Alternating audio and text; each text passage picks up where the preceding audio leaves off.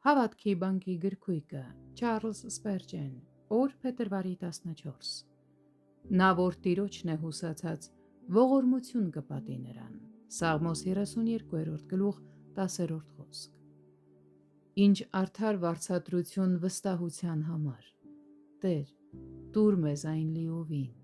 Նա, ով բոլորից ավելի է վստահում, իրեն ավելի մեղավոր է զգում, սակայն ահա նրա համար ողորմություն է պատրաստված։ Նա գիտի, որ դրան արժանի չէ, սակայն ողորմությունը գալիս է և առատաձեռնորեն հոգ է տանում նրա մասին։ Տեր, տուր մեզ այս ողորմությունը, որովհետև մենք վստահում ենք քեզ։ Ով հոգի, ինչպիսի պաշտպանություն ունես։ Ինչպես իշխանը շրջապատված է զինվորներով, այնպես էլ դու շրջապատված ես ողորմությամբ։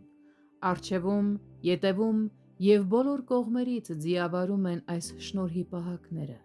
Մենք ապրում ենք ողորմության համակարգի կենտրոնում, որովհետև ապրում ենք Քրիստոս Հիսուսի մեջ։ Ով հոգի, ինչպիսի մթնոլորտ ես շնչում։